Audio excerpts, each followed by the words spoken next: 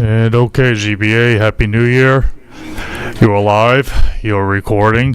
Phone lines will remain off, and go for it. Thank you, Matt, and welcome to the Town of East Hampton Zoning Board of Appeals work session for January 16th, 2024. I would like to recognize Jane Meering, our new board member. She is joining us via Zoom tonight, as well as our counsel, Jamison McWilliams. Happy to have you back. They are both joining us on Zoom. We have, again, I mentioned it's our work session, so we have some post-hearing decisions, and I'll read the first one into the record. The applicant is Daniel and Pernilla Ammon at 33, 35, and 37 Sammy's Beach Road, East Hampton, Suffolk, tax map number 300-56-1-11, 12, and 14.2. The size and location is 70,986 square feet, combined total of 33, 35, and 37 Sammy's Beach Road, East Hampton. The description is to demolish the improvements on 3 single and separate properties, merge the properties, and construct a 4,652 square foot 1- and 2-story residence with basement, 600 square foot detached garage, sanitary system, pedestrian access to the beach, and driveway on a parcel of land containing barrier, dunes, secondary dunes, beach vegetation, and located within the town's jurisdiction over tidal wetlands. The relief sought is a natural resources special permit pursuant to 255-420, variances of 255-440, coastal setbacks, and 255-375, harbor protection overlay district of the town code, and any other relief necessary. Variances of 14 feet and 25.3 feet are required to construct the residence and decking approximately 86 and 74.7 feet respectively from the primary dune crest, where a 100-foot setback is required, and a 47-foot variance is required to install the sanitary system approximately 153 feet from tidal wetlands, where a 200-foot setback is required. The zoning district is A2 residence, VE flood zone, elevation 10, X flood zone, and 8E flood zone. And the secret class is type 2. And I might want to mention, based on discussion prior, that our new member is going to, Jane Meering will be recusing herself from the decision tonight. She was not part of that. She was she had participated during the hearing. So with that, this was in my territory, so I'll begin.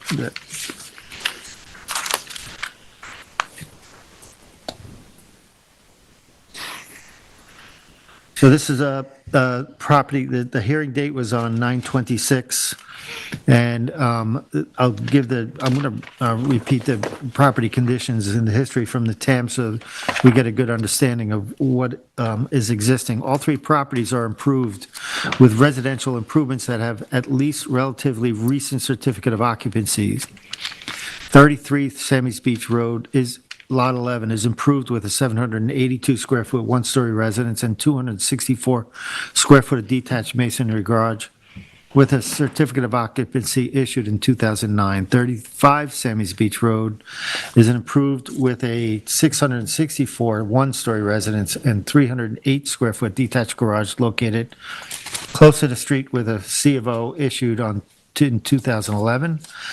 37 Sammy's Beach Road, lot number 14.1 is improved with a 2,426 square foot 1-story residence with garage under decking and has a C of O issued in 2018. The existing square footage cited above were obtained from the architect's calculations. So the applicant is proposing to demolish the 3 existing structures and to merge the properties into one. Might I add, the three properties are presently non-conforming into one lot, proposing a house to be constructed on that lot. Based on the agent to the applicant the existing structures, if you were to develop the 3 lots today as they are, you would need 19 to 21 variances. This project requires 3 variances. Houses move back 35 to 50 feet from the dune crest. There you go. There you go. Sorry. This would require setbacks to the of 108 foot for the garage and septic setback. The applicant post-hearing, there were many public comments that were submitted. As a result, post-hearing, Mr. Whalen submitted a rebuttal to objectors' comments on 11/20/23. The existing houses combined equal 3,872 square feet. Proposed an increase of approximately 20%. Combining the 3 lots will create 1 lot of 1.63 acres and 200-foot lot width, which will make the lot into a closer conforming for A2 residents. They are proposing to decrease the clearing now proposed to 21,188 square feet as opposed to 39,686 square feet. The total lot coverage will be reduced by 2,476 square feet, or 21.5%. The applicant, the agent, Mr. Whalen, also submitted in his post-hearing a letter dated 11/21/23. The rebuttal to objectors, 11/20/23. Saska survey, updated 11/1/23. And a construction protocol from Bowler Engineering. And construction protocol plans 11/21/23 by Andrew Berman, architect. The site plan 11/21/2023 by Andrew Berman. The demolition plan 11/21/23 by Andrew Berman. Grading plan 11/21/23 by Andrew Berman. And revegetation plan by Derrick and Crawford Landscape Architects. And in addition to the above, the trustees submitted a letter 11/14/23.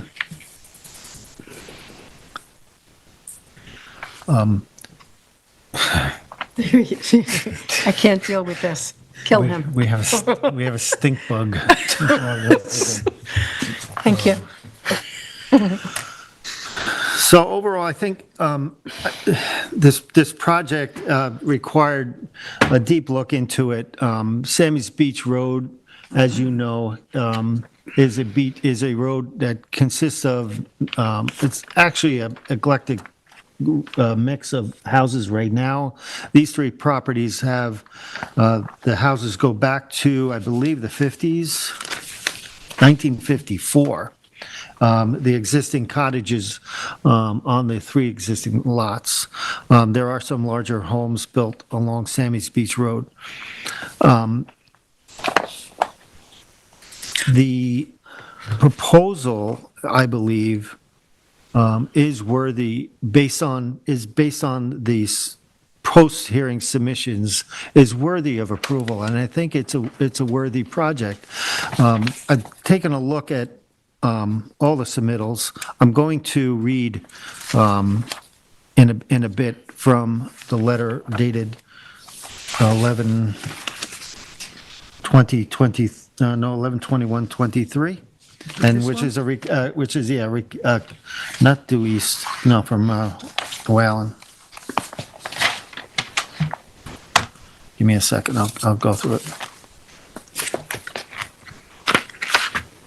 It's Whalen Fowler Attorney's letter, November 21st, 23. Yes, yeah. In that letter, I want to recognize again, the wording of this. I want to recognize to the rebuttal to the objectors of 11/20/23. I won't go into detail on it, but it is in the record, and it is part of my decision this evening as well. In the letter dating, I would like to read the project recap, if you will, for what the final proposal is for this project. The Ammons are 20-year residents of Sammy's Beach. They own 3 contiguous lots, each of which contains an existing residence on a total land area of 70,986 square feet. The zone, which is 1.6296 acres. Zoning lot area measured in primary Dunecrest is 39,680 square feet. All of the existing homes date at least part to the 1950s. The Ammons propose to tear down all 3 existing houses and 2 garages and merge the 3 non-conforming lots into 1 lot. They will build 1 house and 1 detached garage on a combined property and will install a low nitrogen IAOWTS system to serve the residents. 2 of the 3 existing houses are served by 1950s era cesspools, which, if you know, are just a leaching pool, basically. The new residence will be partly 1-story and partly 2 stories in height and will have a gross floor area of 4,652 square feet. The decking associated with the house will be set back 75 feet from the primary Dunecrest, while the house itself will be 86 feet from the Dunecrest. The Ammons' existing 3 houses have a combined 3,872 square feet of GFA, so the project involves a net increase in residential GFA of only 780 square feet. While merging 3 lots into 1, replacing 3 houses with 1, and significantly improving the treatment of wastewater, the number of bedrooms on the combined property will drop from 7 to 5. Furthermore, the project will provide a significant measure of coastal retreat. The new residence, including decking, will be setbacks from the Dunecrest by an additional distance of approximately 36 feet and 52 feet in comparison with the 3 existing houses and decks on the property. If measuring only the houses themselves, this application will increase the Dunecrest setback by between 34 feet and 42 feet as compared to the existing dwellings. Unlike the 3 existing dwellings, the new house will be completely outside the FEMA flood zone. There will be an overall increase in building coverage as a result of the application from 4,177 square feet to 5,998 square feet, an increase of 922 square feet. The building coverage includes the new house, the covered deck, and the detached garage, but the more important measurables are total lot coverage and clearing, which correlate more closely with the actual impact on dune environment. Total lot coverage as a result of this project will drop from 11,522 square feet to 9,046 square feet, a decrease of 2,470 square feet, or 21.5%. When the project is complete, only 12.7% of the applicant's whole bayfront property will be covered by structures of any kind. Total clearing will also fall. When the project is finished clearing, land will be 9,046 square feet, a reduction of 2,715 square feet, 23.1% from the existing clearing of 11,762 square feet.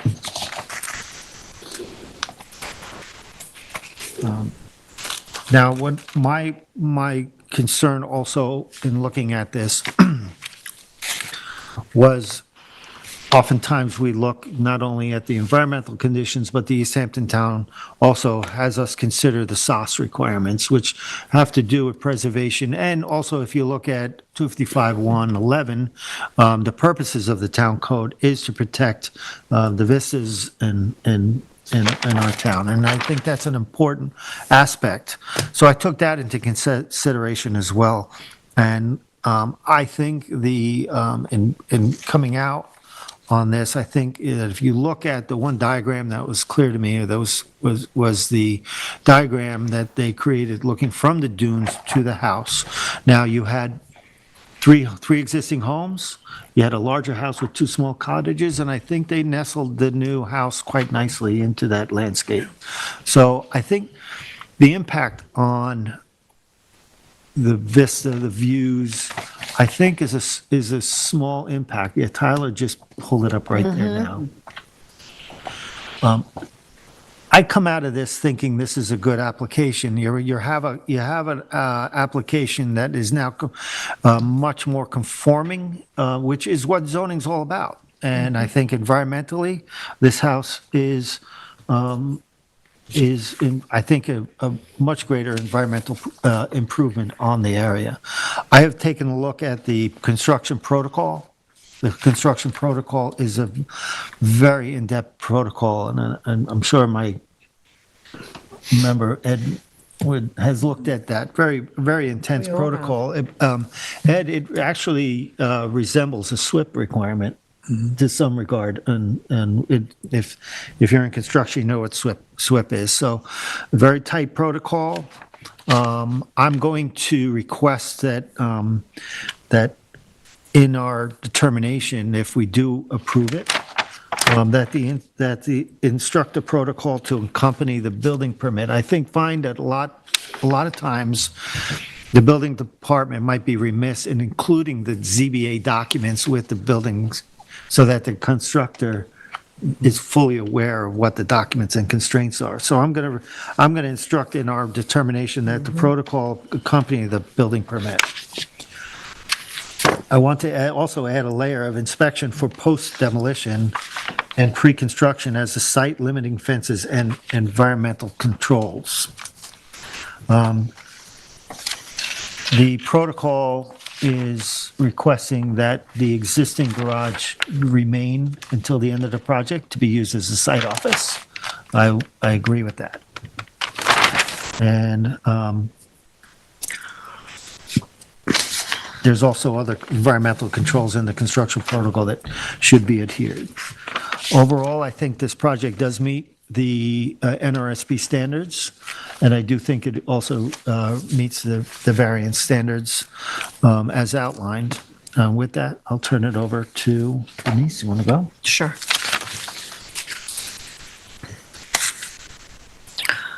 I agree with Chairman Deline. I believe that the applicant is offering a significant environmental improvement to what actually exists now. You're merging 3 lots, you're eliminating 3 houses, 3 septics, 3 driveways, you're actually lowering density. And as already been stated, the 3 existing houses total 3,872 square feet, and this house will be 4,652, which is really a 780 square foot increase.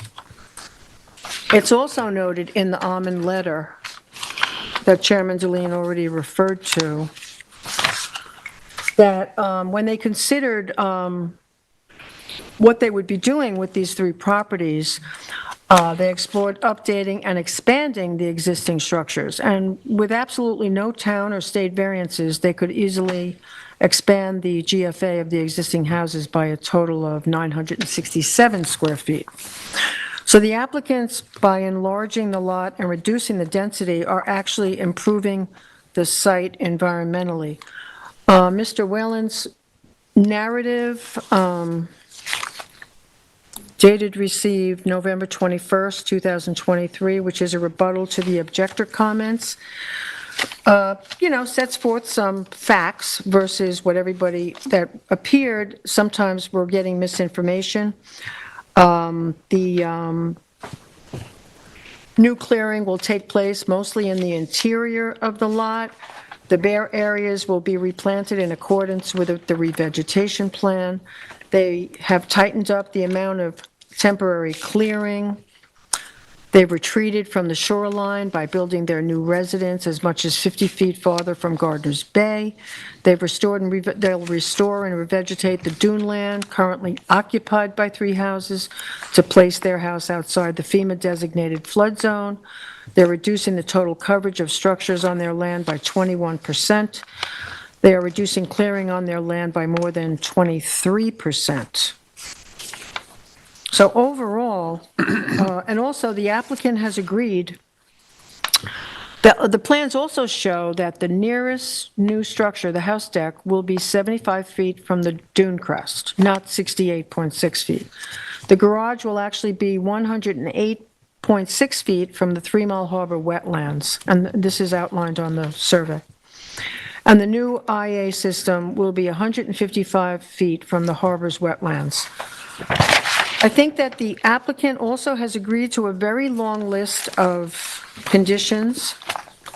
I too, in great detail, reviewed the construction protocol, and I agree with the suggestion that it be included with the issuance of a building permit, and the building department be very aware of how strict we're being about how this project is actually implemented. And I believe, for the reasons stated, I believe this application is in keeping with NRSB standards outlined in 255-420, variances from 255-440, coastal setbacks, and 255-475 HPOD, and I am approving this application. Thank you. Ed? Yeah, I want to thank both the chair and the vice chair for a very comprehensive analysis of what's gone on. I'm not going to repeat all of that, but many of those points were on my points as well. Reference quickly to the building protocol, which is, as was suggested by the chair, complete. I particularly noted that on page 9, 2.1.4, the protocol, that refers to the single access point for all construction that was agreed to and suggested during one of the hearings. And I want that to be just noted that that's of a particular concern for the board on any of these projects where we see sensitivity and we understand how you can spread out, and it would be very easy to access this from more than one spot. That is included in the protocol, and has been suggested. I think we have to see that we follow through on that. For most of the same reasons, I think that this, if we look at it in general terms, 3 houses versus 1 house, the numbers have just come out here about, how the square footage changes. I think there was some very sincere concern by the community. Some of that may have been slightly misinformed. I think the thought that this large house was going to happen in this community with smaller cottages was an immediate concern. But I think that in the end, the balance here that is struck by finding a way to eliminate the potential for 3 houses to go there, and to then be sitting here reviewing applications for houses, therefore, that might also be putting a strain on those individual lots, and instead combining them and having this one particular residence, I think is a plus for us. I thought it was a solid application. I thought the presentation was done well. And I particularly agree that the follow-up was done well. I think whenever we throw things out, I think there's usually a general effort to respond, but this was particularly on point. So I don't want to repeat everything that's been said. I think the square footages speak for itself and what's going to happen in terms of clearing and the house. And I think that the point about SAS and what is the impact on the neighborhood? I think this is an area where we have to discuss this every time it comes up. What's the impact on that neighborhood? And I think that the chair made a very good point that if you take a look at that artist projection that we had, this doesn't look as if it's going to be something that we're going to be sorry for later on, at least in the sense that we're doing the best we can under these circumstances with these 3 lots. So I'm prepared to approve this application at this time. Thank you. Eric? Okay, that didn't leave much for me. I too agree with all my fellow board members for all the same reasons. I went back and forth on this for quite some time due to the one large house replacing 3 smaller ones. But as the chair has stated, and as all the other members have stated, the comparisons when you add up redeveloping the 3 smaller ones are just about very close to what creating this one large home. And to the chair's point, the rendering also, I spent a lot of time looking at that. And, unlike some other areas where we've seen some big looming construction happening, this one seems like it is set into the scape, the landscape. And the reduction in the clearing, in the lot size for an A2 at 70,986 square feet now, this takes 3 extremely extremely non-conforming properties and bringing it almost into conformity. And I think that had to be, in my opinion, one of the reasons it was in an A2 residence zone when zoning occurred.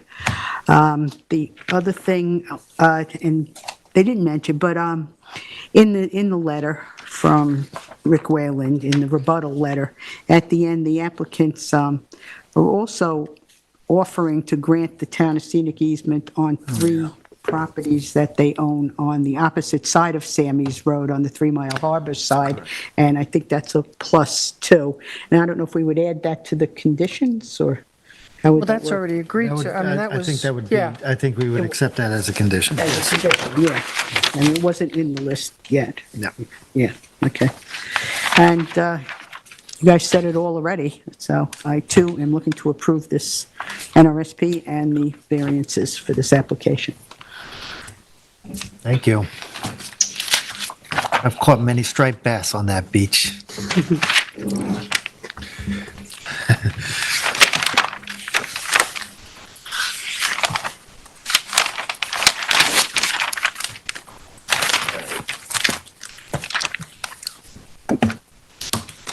Okay, next we have Drew Thompson at 421 East Lake Drive in Montauk, Suffolk Tax Map number 300-6-2-18. The size and location is 16,468 square feet at 421 East Lake Drive in Montauk. The description is to demolish the existing residence and construct a new 2,672 square foot residence with 1,360 square foot of decking, porches and stoops, a 120 square foot shed, hot tub, new driveway, and sanitary system with wall within jurisdiction of setbacks of wetlands, and to allow an existing shed to remain within side yard lot line setbacks and within jurisdiction of wetlands. The relief sought is a natural resources special permit pursuant to 255-420 of the East Hampton Town, and 5 variances are required for this application. 3 variances of 43.7 feet, 35.7 feet, 21.9 feet are required from 255-430 of the Town Code to allow the hot tub to be constructed 56.3 feet, decking 64.3 feet, and residence 78.1 feet, respectively, from wetlands with 100-foot setbacks are required. One variance of 78 feet from 255-375 of the Town Code is required to reconstruct a new sanitary system. 122 feet from wetlands where a 200-foot setback is required. One variance of 1.6 foot is required from 255-1110 of the Town Code to allow the shed to remain 8.4 feet from the northern side yard lot line where a 10-foot setback is required, and any other relief necessary. The zoning district is A residence, AE flood zone elevation 5, and the secret class is type 2. This is mine. Go ahead. Thank you, Mr. Chair. The board will remember that the hearing for Thompson was held on November 17th, 2023. The survey we were working from at that hearing was from October 12th, 2023. We later received a second survey from December 4th, 2023. The application was represented by the applicant, Drew Thompson himself, and by Chris Carrillo, his attorney and advisor on this. We received a letter on October 16th removing the hot tub from the application and agreeing to move the shed to a location and not require a variance, which removed 2 variances from the consideration at that time. That letter also suggested the applicant was willing to move the proposed IA system 9 foot further from the wetlands, which he did then propose. They also pushed the residence 10 foot to the northeast, reducing the wetland variance from 21.9 to 11.9. They shifted the deck northeast roughly 10 feet, reducing the wetland variance from 35.7 feet to 25.7 feet. After the hearing, we received a second letter from the applicant dated December 3rd, 2023. In this letter, the applicant agreed to reduce the total living space of the residence by 11% from 2,672 square feet to 2,409 square feet, and reduce the size of the decking by 15% from 1,260 square feet to 1,075 square feet. Also to reduce the footprint by 8% from 45 foot by 30 foot to 43 foot by 29 foot. They also agreed to add a 633 square foot wide buffer between the residence and the wetlands. They had recently added a driveway. There was some discussion about the flag lot situation with the neighbor, how they had a shared driveway, and they had just the week before the hearing, I believe they said, had put that, brought that in. Our conversation that night centered on several things. One was the environmental sensitivity and the size of the lot and the size of the proposed structure. This property sits directly on Lake Montauk. It is a flag lot, and it's a middle of three houses that string out from East Lake Drive, one right on close to the road, this one set halfway back to the shoreline, and another one that sits a little bit closer to the shoreline. All three of those houses are in a low-lying area. The house immediately to the north of this house, of the proposed Thompson residence, is a pre-existing structure that's fairly significant in size and height, and they referred to that in trying to justify the size of the project that they are now hoping to gain approval for here. I thought that the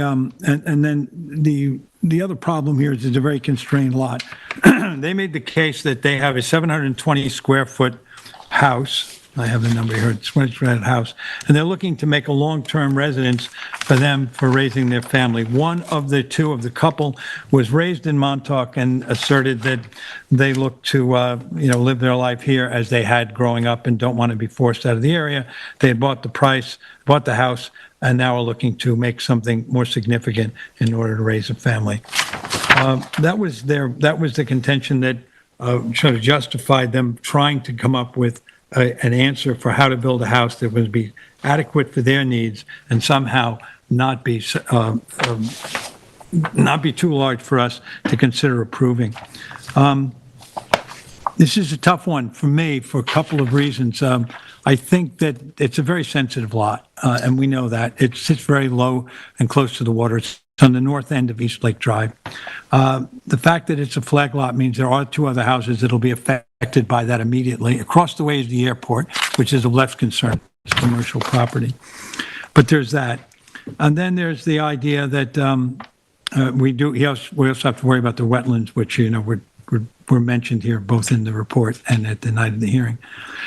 But the other factor for me that factored into this was the idea that if they have this property and they're looking to stay, I sort of look favorably on the idea that people who grow up in Montauk have an opportunity to stay there.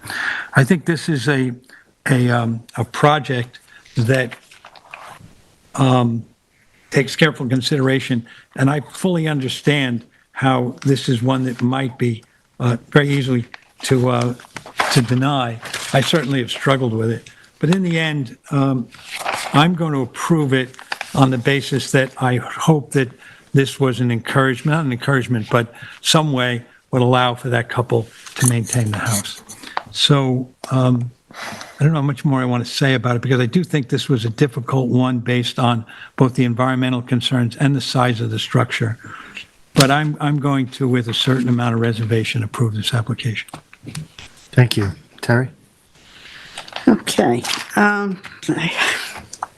This is a tough one, another tough one. I think the applicant did a decent job in the resubmission after the hearing that we received on December 5th, written December 3rd, in taking they took the hot tub out, reducing some of the size and the footprint, reducing it in size from what it was at the hearing.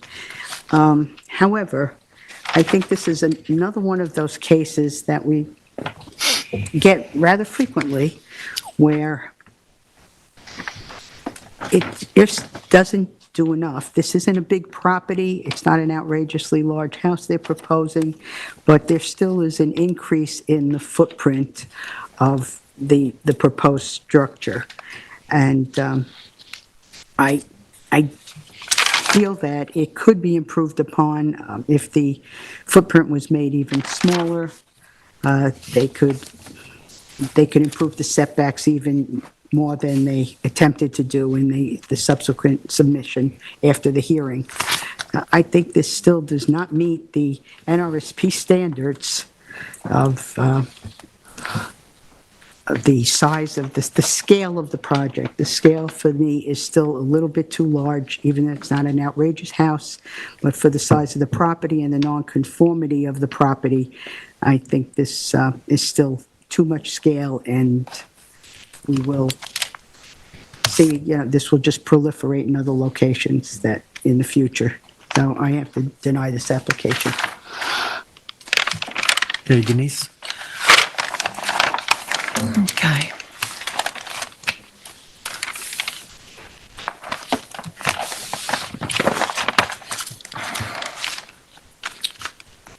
At the 10/17 public hearing, the board left the record open for the applicant to address concerns.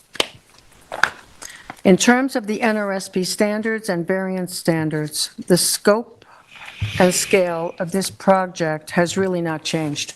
This is one of the main reasons why I am not a fan of leaving records open, because I feel as though we should be looking at the project before us, which has been reviewed by our planning department. Everybody coming into this public hearing knows where what the board will look at and our concerns. And I just feel that those standards for variance and NRSP were really not addressed.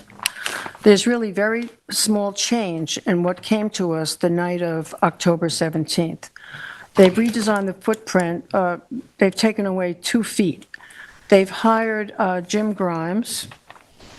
The proposed clearing is 7,811 square feet, and the proposed revegetation is 633 square feet. And this is in an HPOD district, Harbor Protection Overlay District. The vegetation that exists is limited, and it has been established as a residential property, and the parcel size is smaller compared to much of the surrounding area. So the limited clearing around the residence takes up the majority of the parcel. This wetland system is a direct conduit to Lake Montauk. Because of the close proximity to Lake Montauk, if approved, these structures and clearing will have a negative environmental impact outside of the boundaries of this parcel, and increasing the scope and size of impermeable surfaces with limited vegetative buffers will have a cumulative impact on the water quality of these wetlands for Lake Montauk. Now, this is actually in direct conflict with the standards outlined for variances and natural resource special permit. The application is proposed to nearly double the lot building coverage. There are, I believe, alternative reasonable uses of this property do exist. Alternative designs entailing a smaller building or structure is feasible and really should be explored. For these reasons, I am denying this application in its entirety. This project, in my opinion, is not in compliance with variance standards 255-850 and NRSP standards outlined in 255-551 and general standards of the town code outlined in 255-540.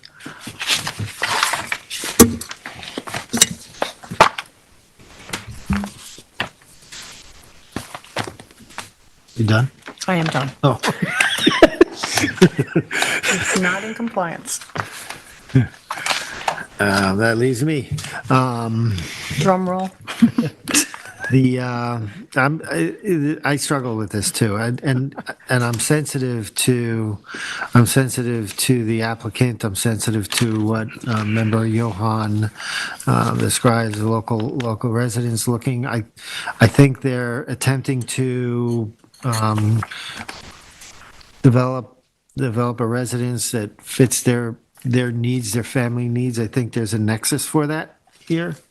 The question is, do they go far enough? And I think that's really what it is. I was tending more in light of that to allow it. I would like to see more environmental protection added to this project, like more increased buffers and stuff like that.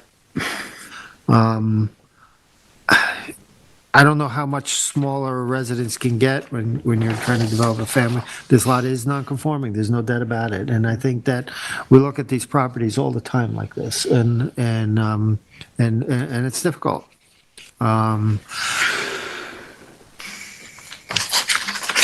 I think I'm going to, I'm going to, I would like to suggest an approval of this with an increased buffer twice the size of what they're suggesting. And I'll go along with that, but regardless, this will be a 2-2 split board, which would lead to a denial. Correct? Yes. Correct.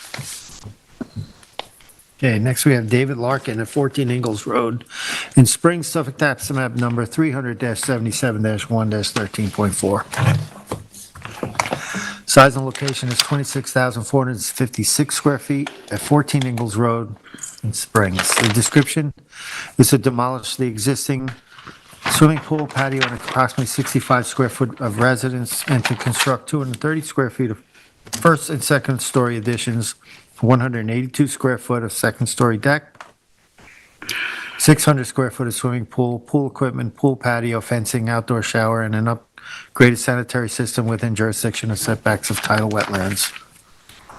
The relief sought is a natural resources special permit pursuant to 255-420 of the East Hampton Town, and 6 variances are required for this application. Variances of 40 feet, 35 feet, 26.4 feet, 25 feet, 20.8 feet, and 19 feet are required from 255-430 of the Town Code to construct the addition 60 feet, second story decking 65 feet, pool patio 73.6 feet, pool fencing 75 feet, swimming pool 79.2 feet, and outdoor shower 81 feet, respectively, from wetlands where 100-foot setbacks are required and any other relief necessary. The zoning district is A residence, zone X flood zone, and the secret class is type 2. Vice Chair, this is yours. Yes, thank you. This public hearing was held on November 28th. The application was represented by Lori Wiltshire from Land Planning Services. There were no callers. Tyler Borzak spoke on behalf of the application. The public hearing and record was closed.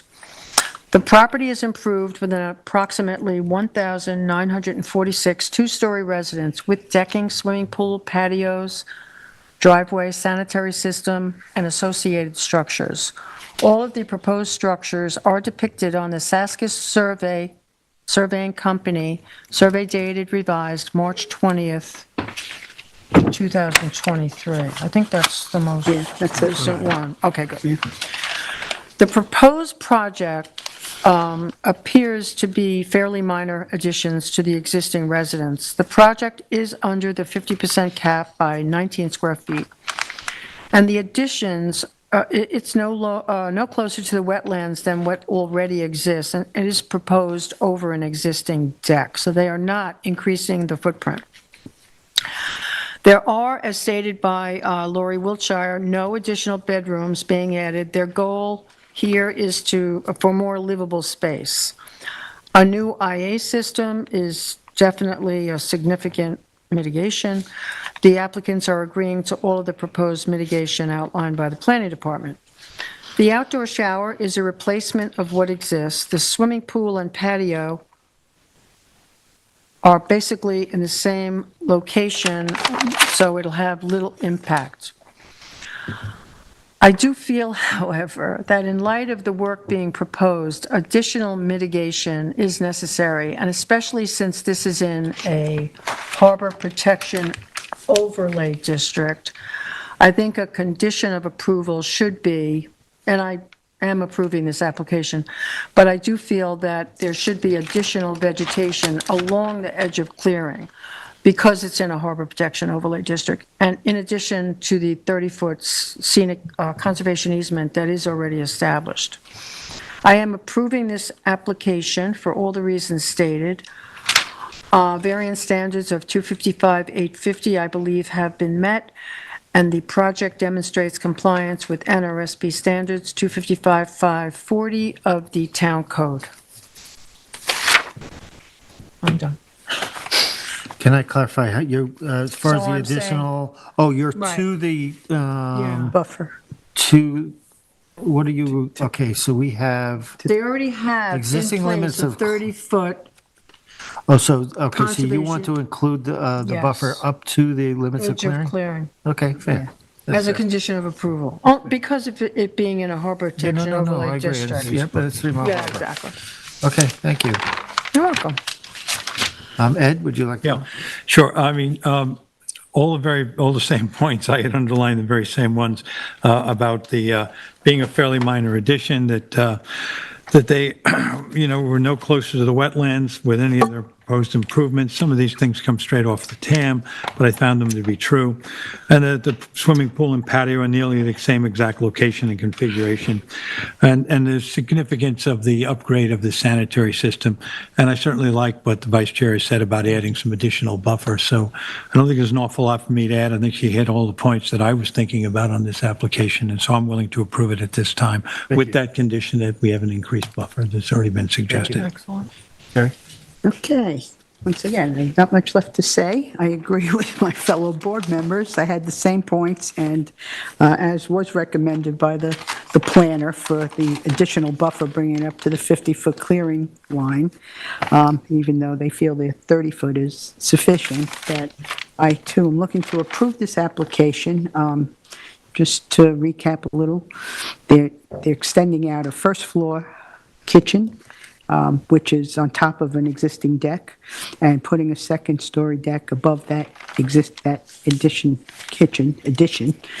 And as they stated, the shower's on the other side, on the landward side, and so as long as they will do the additional buffer, I too am looking to approve this application. Thank you. I agree. I have nothing else to add.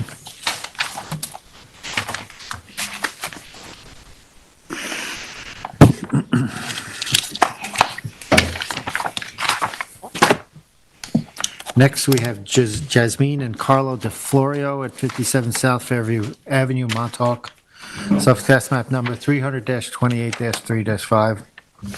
Size and location is 35,764 square feet at 57 South Fairview Avenue in Montauk Beach Development Corp., subdivision number 6, south portion of Westlake Residential Section, lots 9 and 10, map number 1016 in Montauk. The description is to allow a reconstructed deck, existing patio, walkways, generator, and fencing with gate to remain within setbacks of freshwater wetlands and front yard lot line setbacks. A natural resources special permit pursuant to 255-420 of the East Hampton Town, and 7 variances are required for this application.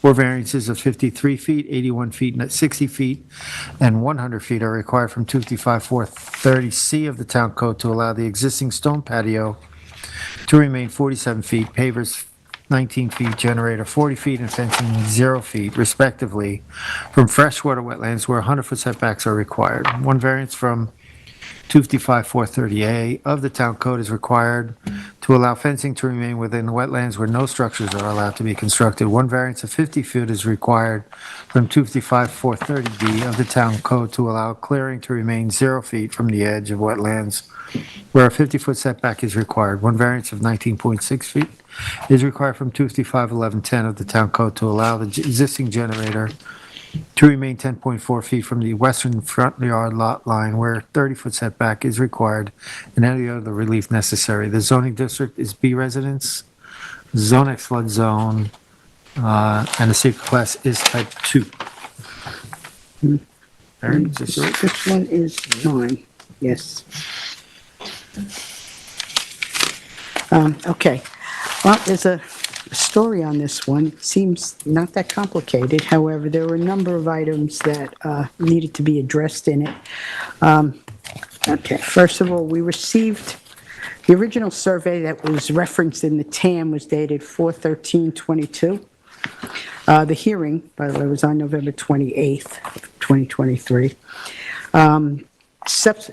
We got a revised hearing, for the hearing, we got a revised survey dated 12/5/23, which we received on 12/11, just subsequent to the, no, let me take that back. The hearing survey we had was dated 11/13/23, received on 11/17.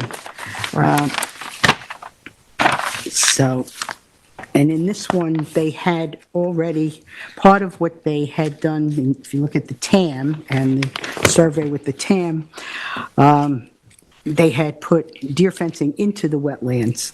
By the time we had the hearing, they had resubmitted another survey dated the November 17th received, where they had moved the deer fencing out of the wetlands. However, at the hearing, as Tyler presented, that left a 97-foot variance for the deer fencing from the wetlands as opposed to 100 feet. There was some of these items on that they were proposing was work that had been done without the benefit of any permits. The generator and the pavers in the driveway, they had a gravel driveway and they put impervious or semi-impervious pavers at the side about 19 feet from the wetlands to the south for this property.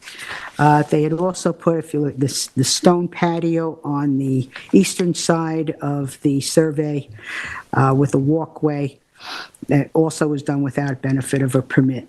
And the deer fencing going around the entire thing now is 3 feet from the wetlands. Now, on the survey we had for the hearing, there was no gravel driveway at the northern part where they had removed the gravel driveway and a gate that had been referenced in the TAM. When I went out to take the photos, that was gone. So a lot of discussion came around to the deer fencing. The agent was Chris Behan, as well as, he had not done the construction work, but he was going to do some of the construction work based on this hearing.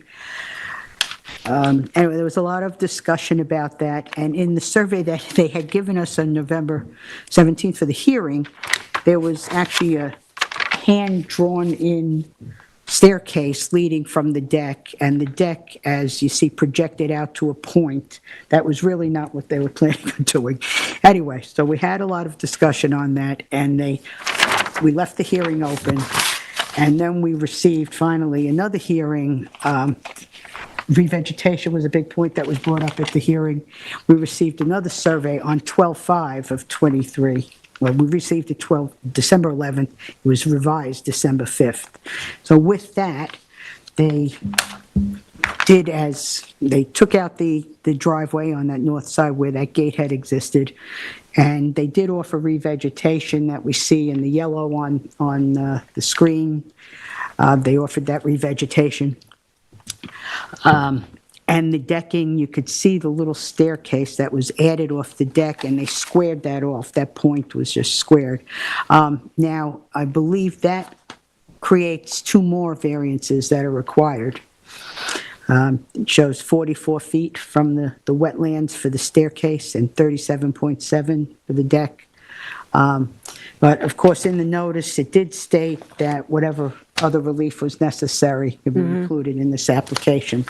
So where I am on this application is I'm okay with the generator remaining where it is on the side yard and their explanation that it was farther away from neighboring houses. I am okay with the stone patio and the staircases coming out of the deck. They were also increasing the stairs out of the cellarway. It was a dangerous condition. And then the squaring off of the deck and the staircase from the deck. What I'm not okay with is the deer fencing. It still leaves a 97-foot variance. And they have portion on the eastern side, they note portion of existing deer fence to be removed. And what I would like is for that to get carried around the entire property. I'm not quite clear on if it's doing that or not, because there's another deer fence here. Moving this back, and this one coming out. So I'm not sure what the variance it would be necessary for this deer fence. Maybe that's still 97 feet, Tyler, on the northern part? It would be, if it was just, so what they're proposing to remove is all this here, essentially. Yeah, but I want The that, point would be here, which would be much less than, probably be more like 90 feet or a 90-foot variance. but they're still showing, okay, but they're still showing that other fence. That's got to come out, This is along coming with out the here, point, the yes. whole This- thing this sec- around This it. chunk here is coming out, I believe. But the other part has to come out too. Which part? That up, go up. This? The little wavy part on the top. No, that's where they're I proposing. think that's the edge of clearing. That's edge of Yeah, clearing? that northern line is the edge of the Looks existing like the clearing. same line as They're the proposing to revegetate. fencing, This is edge of clearing. Yeah, this but this is the deer fence. is the fence. The fence is to the south side. That yellow section in between is revegetation, and then The yellow section is the revegetation, right, and then the yes. clearing would be on the north side of that revegetation. Okay, but the line of clearing line shows as dashes. And then when you get up to Yeah, I the don't. property it's line, just it a surveyor has mark. also I'm an not indicator I'm not that looks sure like a The fence. purpose of it. I think the surveyor is demarcating both the fence and the area to be revegetated. It's a confusing line, is ultimately what it is. It is, but I would like to make sure it's no longer Yeah, so confusing. I think- So the deer fence is what variance? You said 90 feet now? That's I can give you a more accurate number. Yeah, I mean, that's still a large variance, but I do understand the applicant's need for some of the fencing, you know, they mentioned a dog but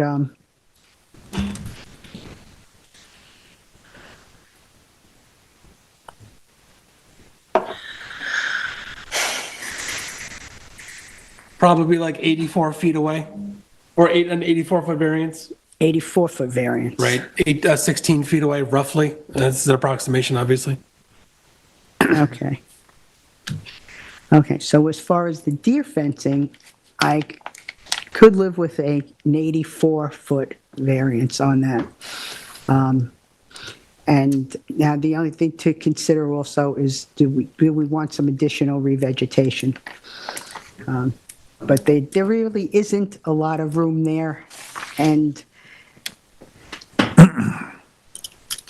I think overall, I will approve all the variances. I think they're okay.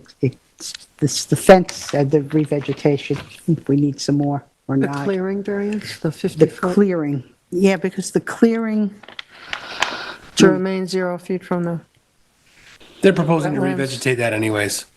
what? They're going to Proposing to Yeah. revegetate that anyways. It's not even really a variance at this point, I don't think. okay. Okay. Yeah. So I'm okay with that as long as all that deer fencing gets out of there. Thank you. Ed? Yeah, this all came down to me about whether it's revegetation and whether or not we were going to get back some benefit for allowing, they're going to take it on one section, the gate came down. There was a discussion of whether or not and the generator I'm okay with as well, whether or not the pavers, the impermeable pavers that were put in place of the gravel driveway had a significant enough effect that we would ask to have them removed. That was my only real question after going through the request here. I remember that the hearing was a little here, there, and everywhere about exactly what all was going on and what the pavers were about and why they were there, and they were put in without any authorization. I'm willing to agree with Member Berger on this because of the revegetation for me and moving the fence, which is absolutely important, critical that they move that fence on the east side. So, yeah, I'm going to agree to approve this application. I think that anything we could have done to get a little more revegetation would have been great, but as you said, the site doesn't allow for much, so I'll approve this application. Thank you. Denise? I actually agree with my fellow board members, without, at the risk of repeating. Just want to make sure that all the changes have to be on a new survey prior to the issuance of a building permit. All areas cleared without a building, should be revegetated. But I too, my big concern was the deer fencing. But with the revegetation, I think it does meet the standards for a natural resource special permit and variance standards, so I will approve this application. Thank you. I too agree with my board members. I wasn't at the hearing evening, I was away, but I did review it and I studied it, and I agree with my members' decisions. Now, we still need to condition it. I still didn't see a formal revegetation plan. Did you, Tyler? No. No, so that'll be a condition of approval. Before building And permit? before building Right, okay. permit, absolutely. And this is the drawing that we have for the deck. It was another hand-drawn drawing. But they also increased it by 20 feet in their letter dated December 8th. Because of that straightening it out, they increased it by 20 square feet. So now, I believe I'm correct, maybe council can confirm that that the decking and the stairs for the decking now require those other two variances, which would be 56 Is that the- feet for I would say the it's just deck one Is stairs. it on the survey, Tyler? I would say it's just one variance for the deck to be 37.7 feet.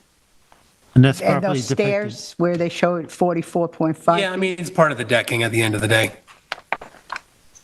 So would it, okay. We don't really count stairs separately unless it's a new structure aside from the deck. Okay, so the deck is a larger variance then of Yeah, the deck 62.3 feet. variance would be the controlling one in this case. Okay. Yeah.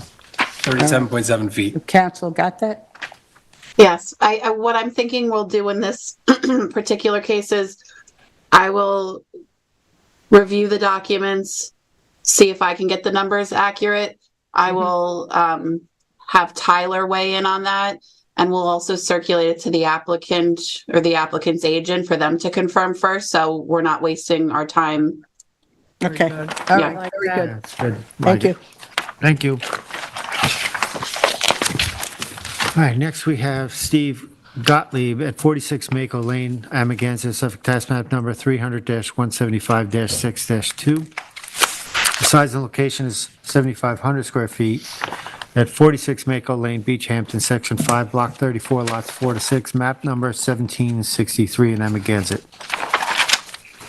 The description is to demolish the existing residence and associated structures and construct a new 1,818 square foot two-story residence with 1,305 square feet of decking, walkways, and a new sanitary system on a parcel of land containing dune land, beach vegetation, and freshwater wetlands.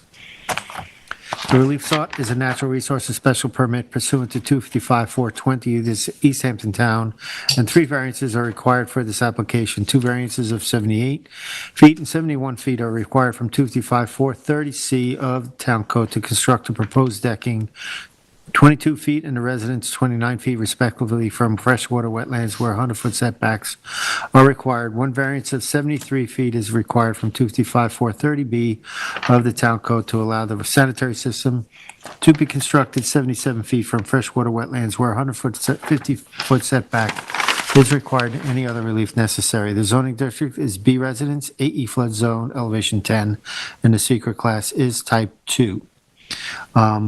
This was, I volunteered to lead on this one, as we don't have Amagansett. Joan is no longer with us. She was here during that evening and presented it. I was not at the hearing. I did review it, and I'll proceed. So Gottlieb is located at 46 Mako Lane. The hearing date was 11/28. The agent for the applicant was Andy Hammer. The lot size is 7,500 square feet, which is not conforming to the lot size. The existing house is 1,347 square feet and has not been before zoning previously. And if you remember, the house is, it's been there a while. It needs some, it's in poor shape. The lot coverage is proposed to increase from 1,422 square feet to 1,490 square feet, where 1,970 square feet is maximum allowable. The total lot coverage increases from 2,917 square feet to 3,133 square feet, where 3,744 is maximum allowable. The new IA system is proposed in its best location and will be 77 feet from the wetlands. Gottlieb has owned the property for 20 years, and the primary part of the addition is the second floor bedroom. And if you look at regarding the design, if even the TAM refers to it as a similar in size footprint to the existing.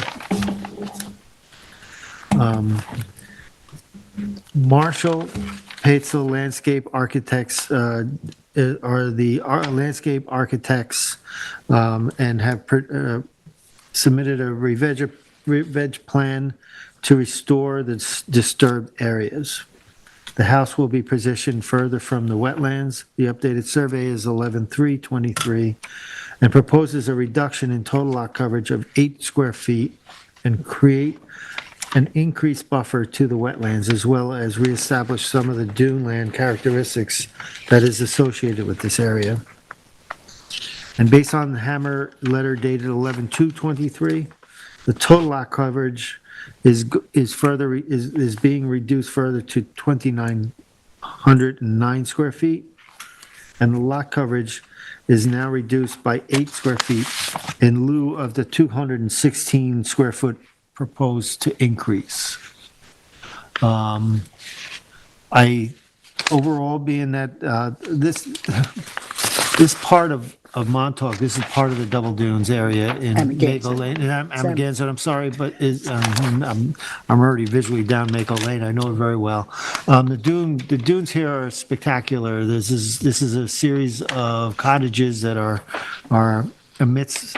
planted amidst these beautiful dunes. And I think they are worthy from scrutiny and looking to preserve those dune lands as the town code so instructs us to. I think this application, in the end, is actually going to restore the dune land characteristics of this neighborhood that this neighborhood calls for. Over the years, this lot has been landscaped or vegetation that is not part of the dunescape.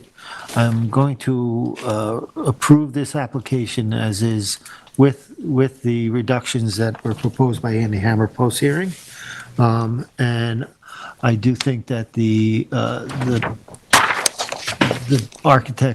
landscape architect's revegetation plan will restore the duneland characteristics. With that, who wants to go? Denise? Sure.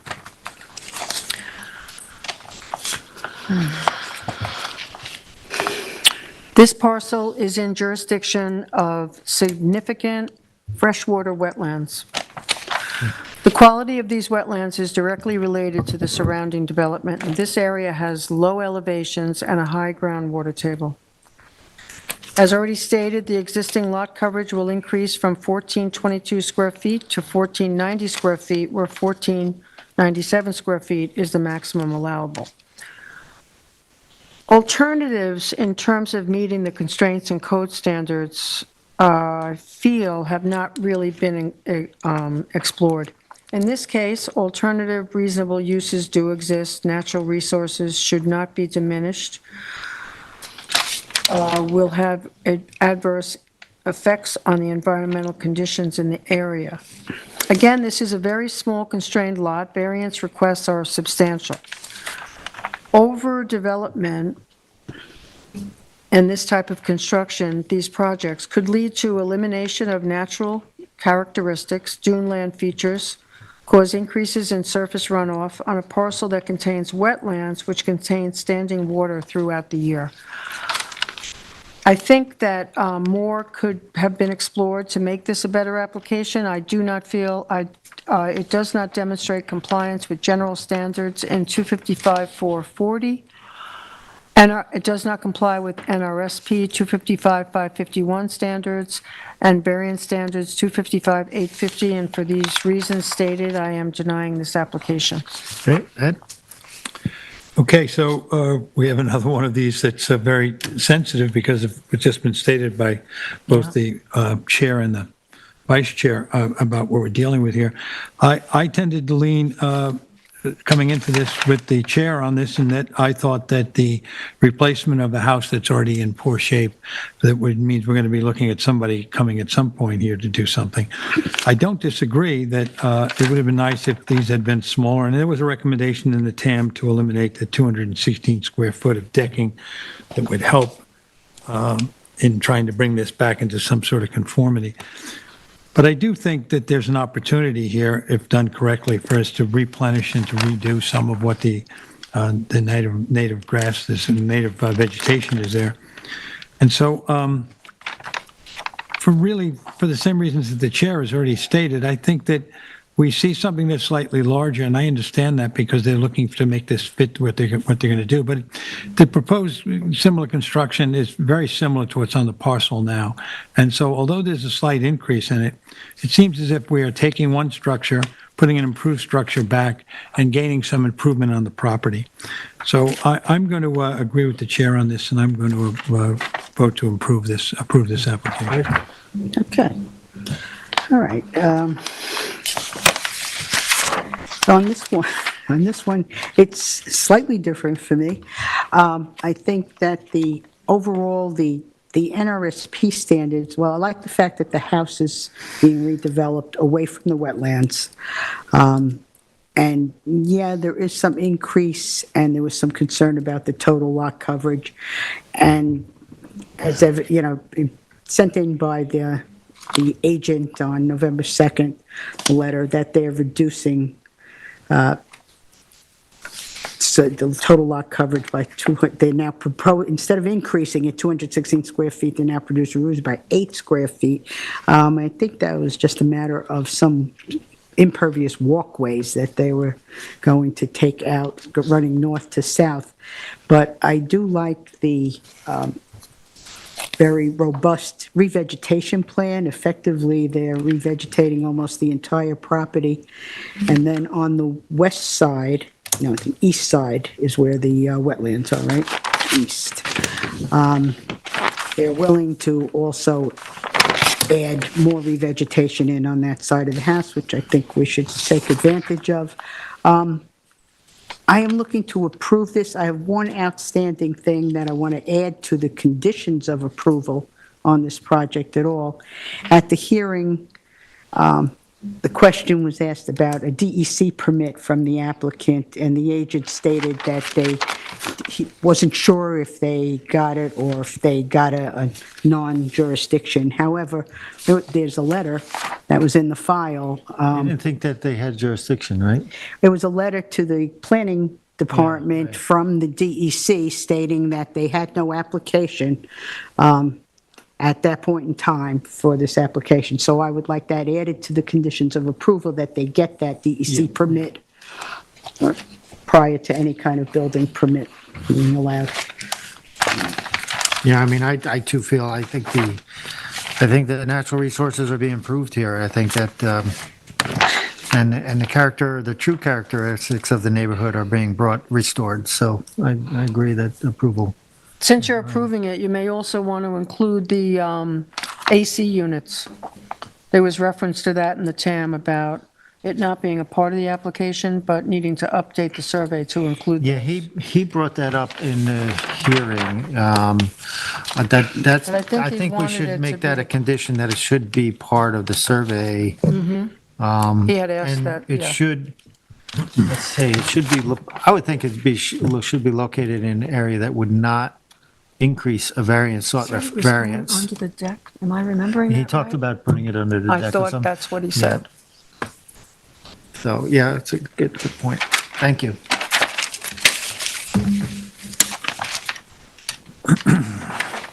All that brings us to Juno.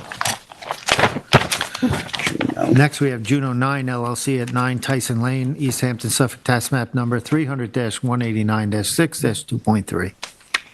Size and location is 56,296 square feet at 9 Tyson Lane, Carol and K. Tyson, Lot 3, map number 9,217 East Hampton. The description is to allow an existing 150 square foot tennis shed which contains irrigation plumbing to remain.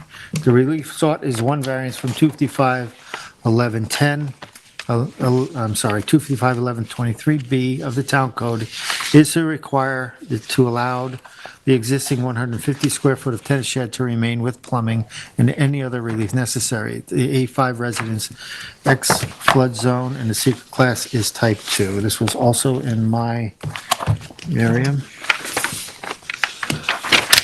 I consider this a rather simple application. This is a shed, standalone. If the shed was standalone, it would be a conforming shed that is next to a tennis court.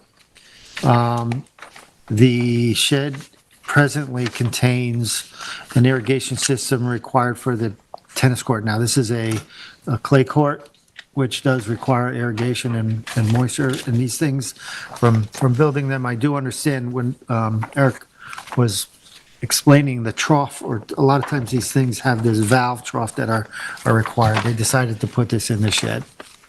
The shed standalone would be a fully conforming shed as to setbacks. So as accessory structure, it is a legal accessory structure. I would recommend, I'm going to approve the variance with a very tight definition. Or I would say the narrow scope to allow the conforming shed to have an irrigation for tennis court only. There was talk about bringing up into a condition, what do you call it? Covenant. Covenant. To say that, we can request that. I'm not sure if it goes far enough to do that. Maybe I'd lean towards council whether that's necessary or not. But I think a narrow scope should be to allow this to happen. Denise, you want to go? I do. I disagree. I think this will set a precedent. I think the wording in the letter submitted by the applicant, it's only the inflexible and interpretation of the building inspector that forces the applicant to seek a variance. So that sort of caused me to think about what plumbing actually is and why the building inspector would interpret it that way. Plumbing includes all fixtures, piping, appliances for supply of water for all purposes. All plumbing pipes and fixtures are part of this system, including sprinklers and irrigation equipment. An irrigation system is part of the fresh water delivery system that distributes water when you need it inside and outside your home. This irrigation head is a compound where the systems that get water to irrigation emitters and the conditions required for it are installed. So in this case, the precedent part of this for me is, it clearly, this is not a pool house and it's not an artist studio. And the code is very clear.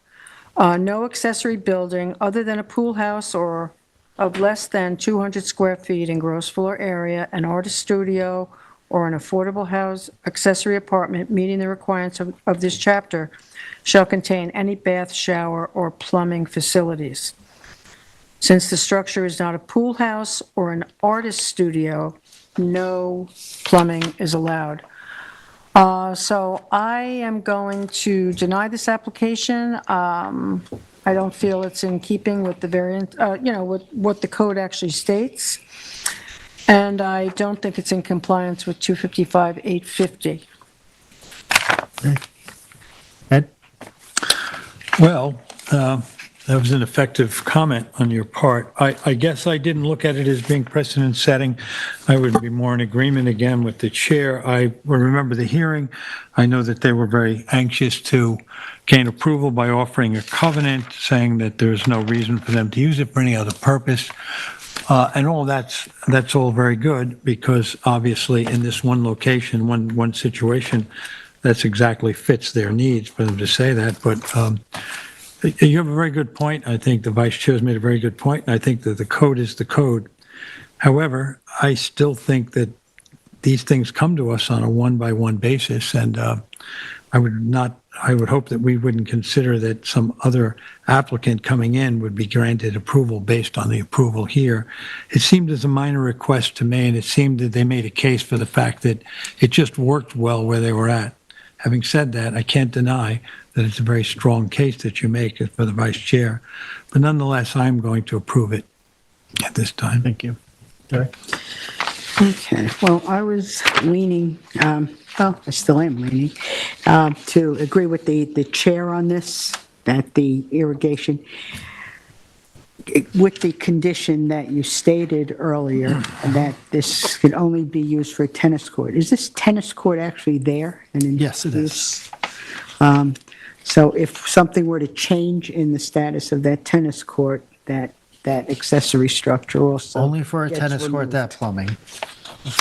Yeah, so I can agree with that. I know typically, I don't like to approve anything with, to co-chair's point. However, I think, with the photo of it, I don't know if that can really just be converted into something else. But I will approve the application, the variance, contingent on that condition that you stated earlier. Thank you. Council, we good? Yeah, I guess so. Council?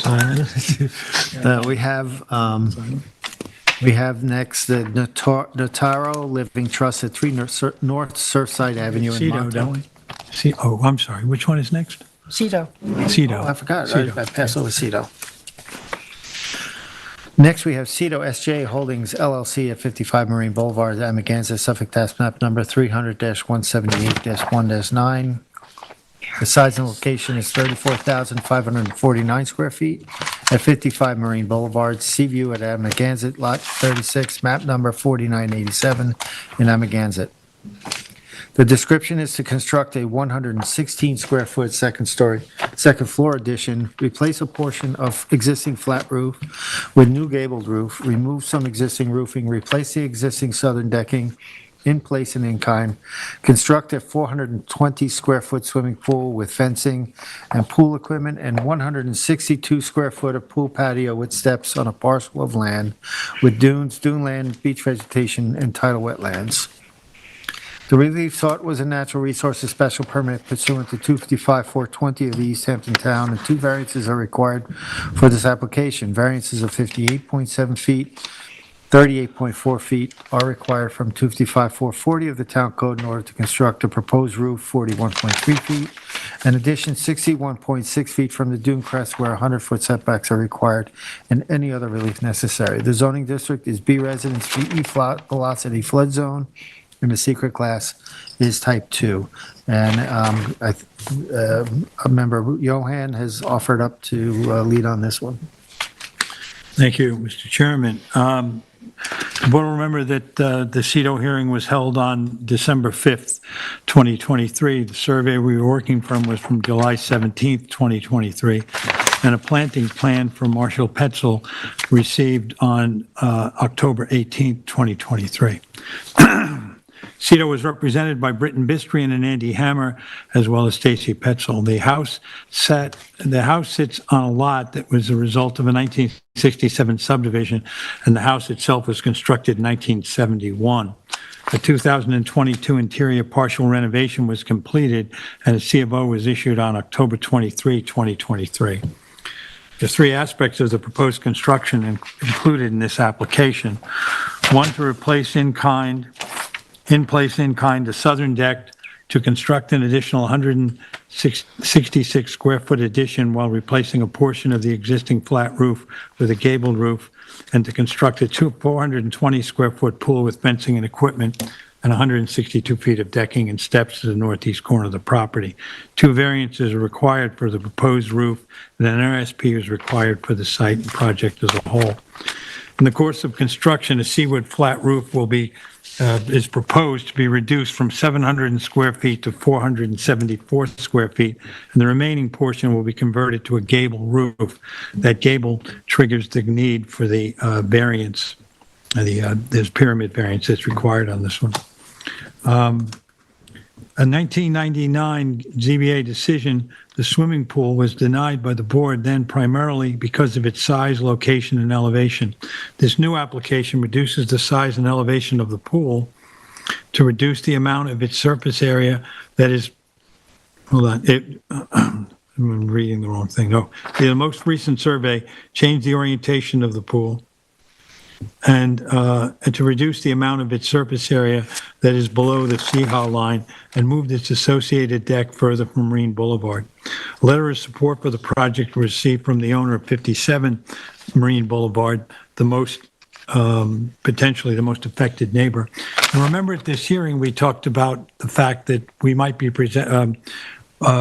creating a precedent by moving pools to the front yard, which we were the previous boards have dismissed.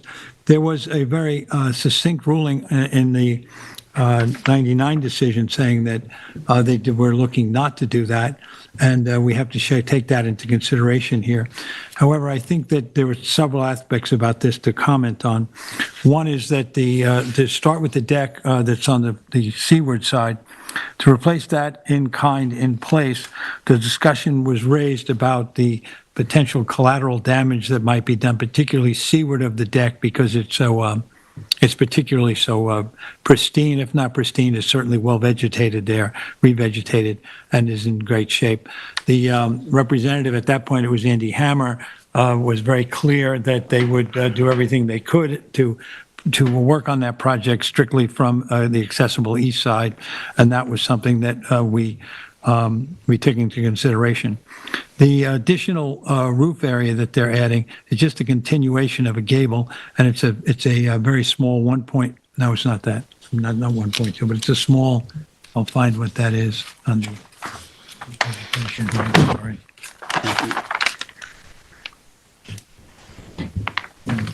I've lost it. Oh, it's for setbacks. It's not pyramids. It's for setbacks because this is a constrained lot. This house now sits close to the dune crest, and therefore anything to be done on the house would require those setback variances. The biggest issue here became the pool, or not the biggest, but a big issue became the pool. The pool now has been suggested to go out and be placed at closer to the road. We had, I'm looking for my thing here, hold on. We had a follow-up.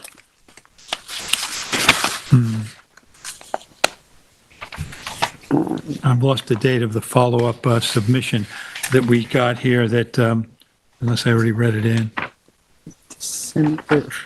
Yeah. You see it? I don't know. We had a submission anyway, that the last survey that we received. That would be survey dated. What's that? Thought I had it right Is here. that on the screen? Yeah, What's I the have one it, on the I screen? have it up. Survey dated December 6, 23. Yeah, December 6th. Okay, that's great. And you see that they changed the orientation of the pool and the position of it in order to improve it there. The other factor there was the elevation. Elevation was key to the original denial, that it would sit high, be seen from the road. We did have a presentation by Stacy where she brought in some visuals for us, and we discussed the final location and height of the pool and the vegetated area. I thought that this wound up being a fairly solid application. We're not looking for a complete redevelopment. We're working with an existing structure. I think that they took into account what would be the effect on the neighbors, what would be the effect on the general feeling in the neighborhood of putting the pool to the front of the house. I thought there was concern about the construction protocol, about how to handle working on the seaward side of the house. I didn't think it was a large ask for us to build over an existing structure by extending out the piece of gable end. And I thought that the planting plan and that the general perspective on how to construct and place a pool, if you were going to have a pool, was a good one. A new IA system had gone in north of the house, and that IA system would necessitate the pool being a certain distance from the house. And I thought they did what they could to move it around and to get it to fit in as best as possible. They're also planning to obviously revegetate any of the disturbed areas that have to do with the IA system. I think in the end, we see a net positive here in terms of the condition of the property now. I think allowing the pool in this condition, in this circumstance, and with this layout and this planning, to me seemed like a reasonable request on their part, and I thought it was put forward in a very representative way. So I looked favorably on this.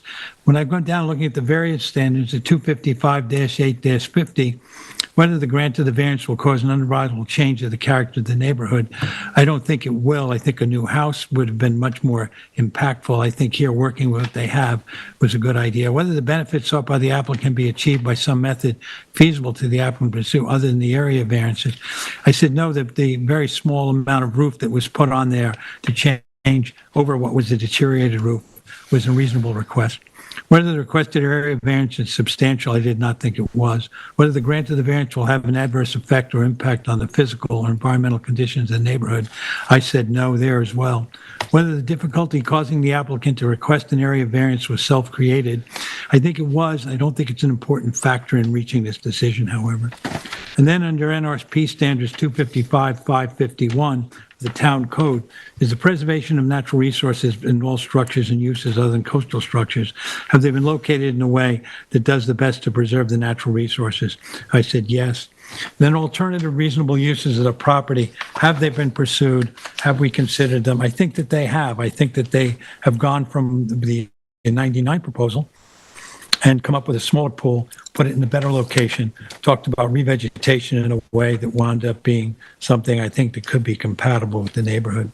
And then under general standards 255-40 of the town code specifically, is it, will the proposed project be remain compatible with the site, compatible with the location in this town? And I said yes. And have they done what they can to do everything they can to protect the environment, to provide environmental protection? I felt that was done. In short, I thought this was a reasonably well thought out application. We weren't looking for a complete redevelopment of the property.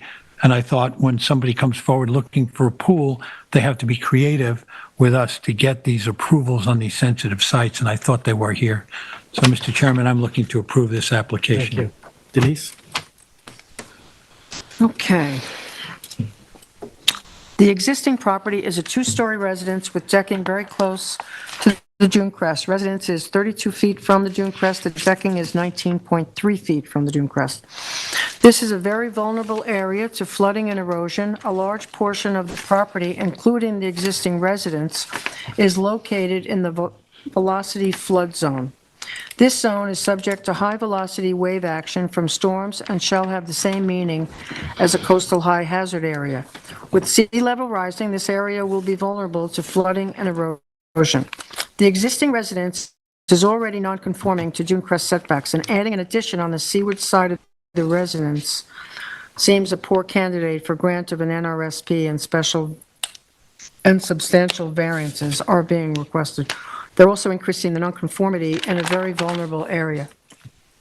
In 1999, the ZBA rightfully, in their wisdom, denied the swimming pool. I agree today with the board's 1999 decision regarding the pool and decking, especially in a velocity flood zone. Finally, the application includes replacement of existing southern decking in place in kind. This is a de minimis request.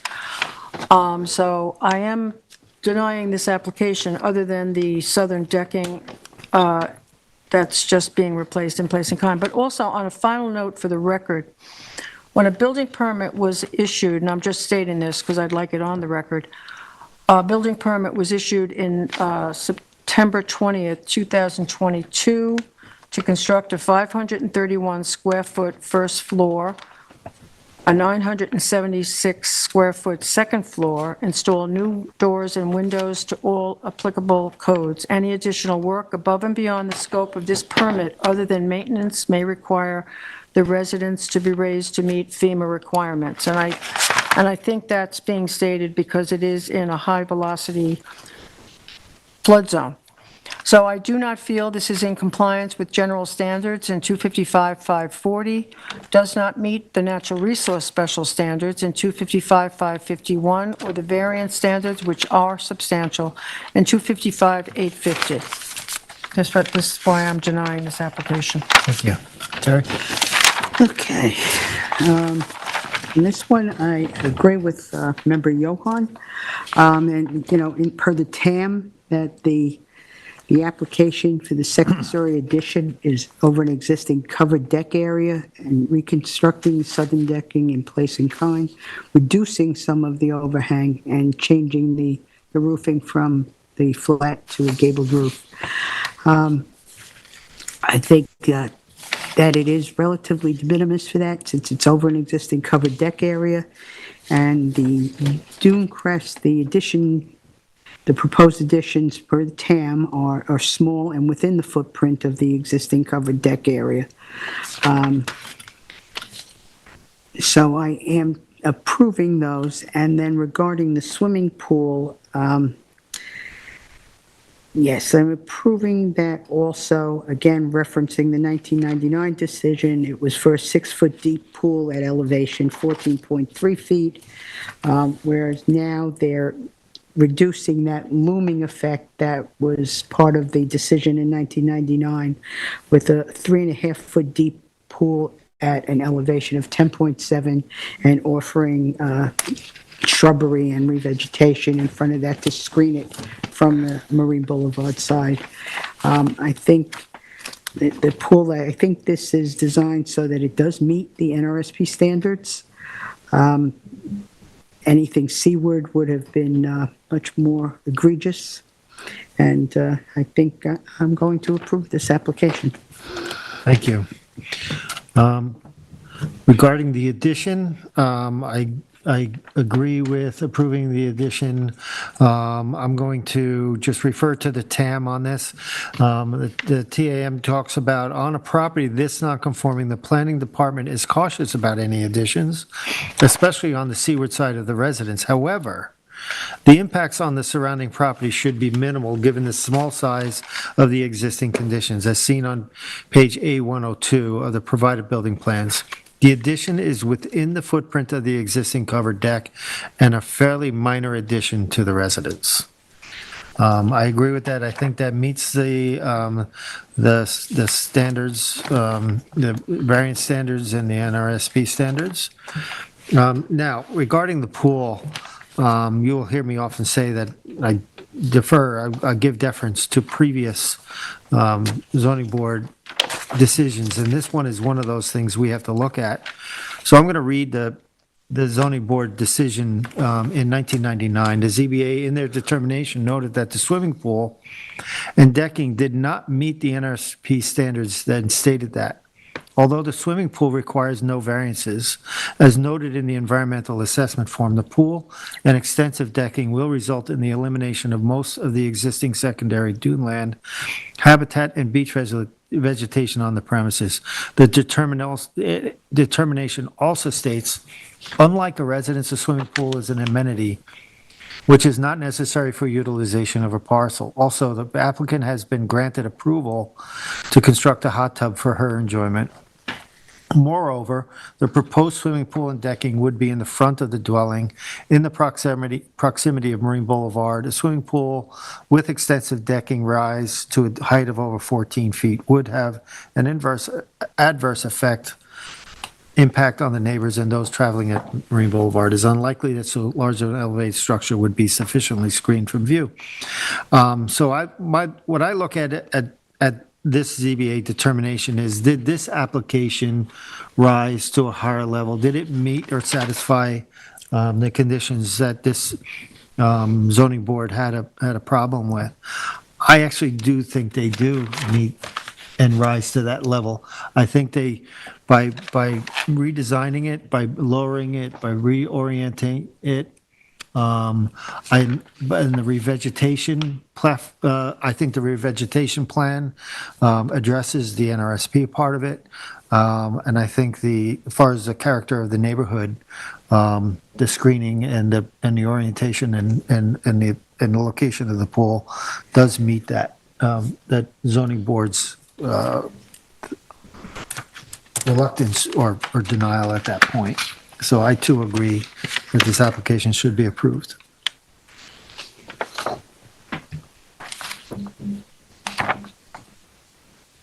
Thank you.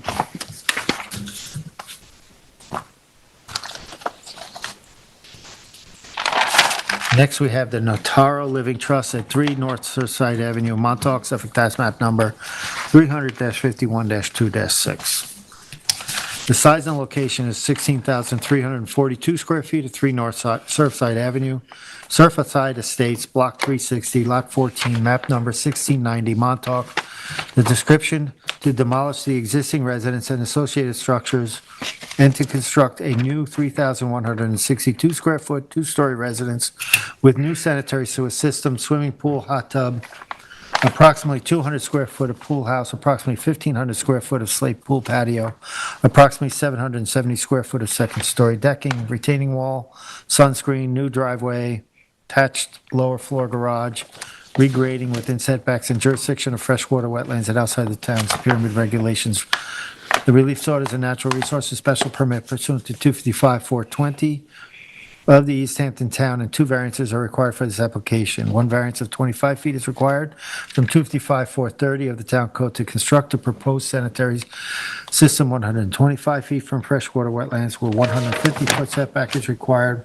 1 variance of approximately 1.2 feet is required from 255-1172D of the Town Code to construct a proposed sunscreen approximately 1.2 outside of the town's pyramid regulations along the southern side yard lot line, and any other relief necessary. The zoning district is B residence, zone X flood zone, secret class is type 2. And who had this? Mine. Okay, Ed? Board will remember that the hearing for Notaro was held on December 5th, 2023. We were working from a survey dated May 18th, 2023. The applicant was represented by Alice Cooley. An NRSP and 2 variances are required for this application. The variance for the sanitary system would be difficult to improve upon, however, given the constraints of the site. I think that it was mentioned in TAM as well, that this is about as far as the only location that might work for the sanitary system, given the constraints of this lot. Well, remember that this is a narrow, very deep lot, and it also has a very steep gradient to the south.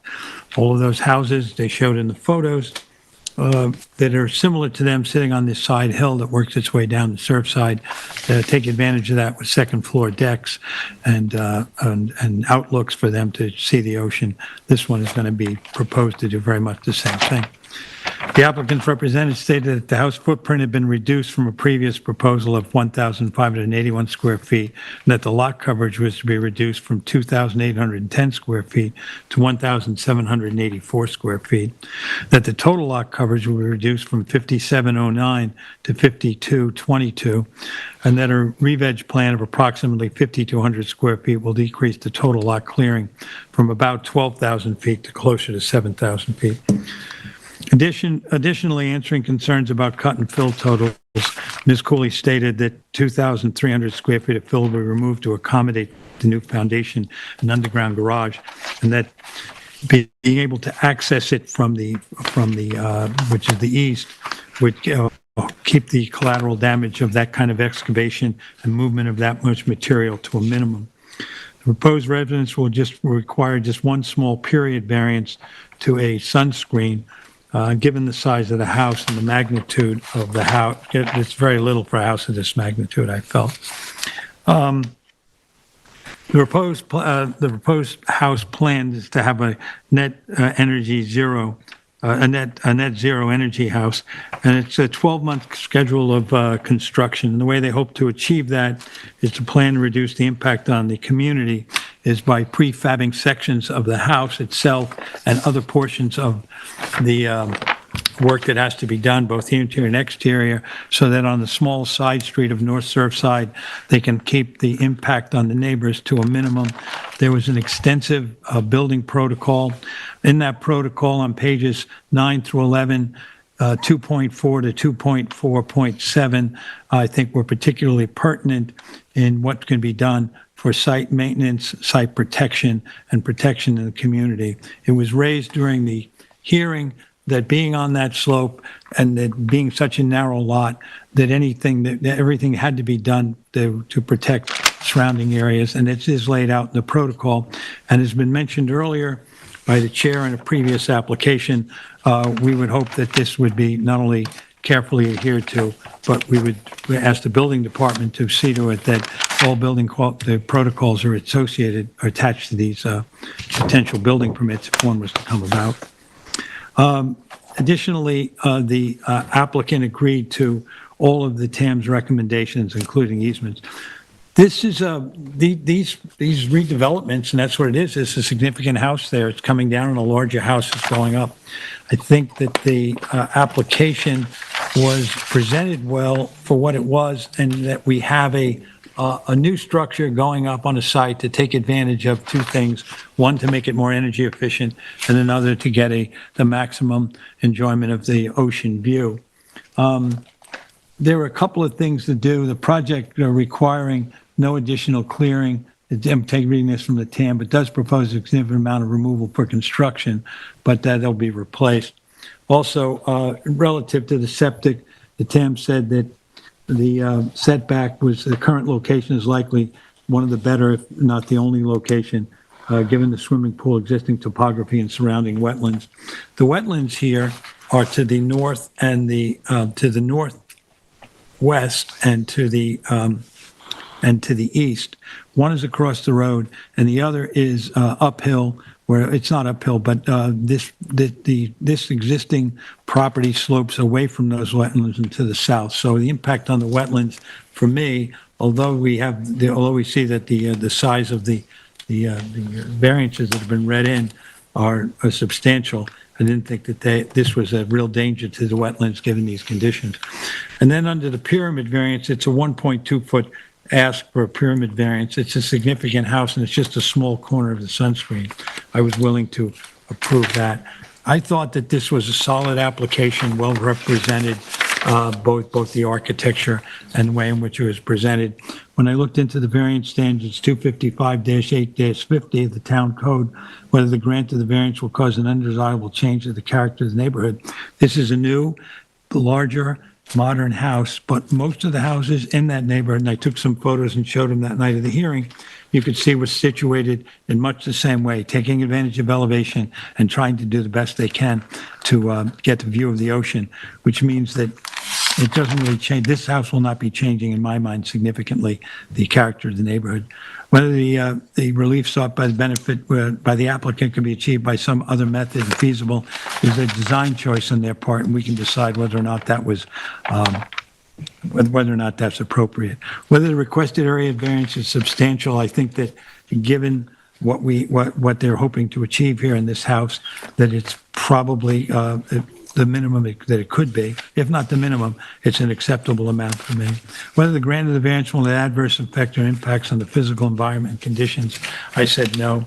Whether the difficulty causing the applicant to request an area variance was self-created. Any redevelopment, it is obviously self-created. But in this case, given the scope of the project, I was looking to pass that. On 255-5-51 of NRSP standards, whether or not the preservation of natural resources will be respected here. All structures and uses other than coastal structures shall be located upland and shall be located so that no natural resources feature a system designated in 255-4-20 will be diminished, polluted, or degraded. I felt it rose to that standard. Whether all alternate reasonable uses of the property are determined not to exist. They could not redevelop. When the request comes to redevelop, did they place this house, in my mind, as successfully as it might be, as intelligently as it could be in terms of design? I felt it was. whether alternative designs entailing smaller buildings or structures. We could ask them to go back and do that. In this particular case, given the nature of the type of house that they're constructing and the detail in which they were willing to talk about protection of both not the environment, but the collateral building lots, I thought so. And lastly, under 255-5-40, compatibility, I thought that the existing house there now is very similar in its approach to the neighborhood and how it fits the neighborhood, the one that's going in, although there'll be different architecture. And whether or not environmental protection we can provide as much environmental protection with this construction. I think that their protocol laid out what they hope to do, and that the revegetation that they've stated and what they, reducing from 12,000 foot clearance to 7 was a market improvement. So with all of that, I thought this was a strong application in terms of its presentation, and I am willing to approve it at this time. Thank you. Terry? Okay, well, once again, I agree with Member Johan.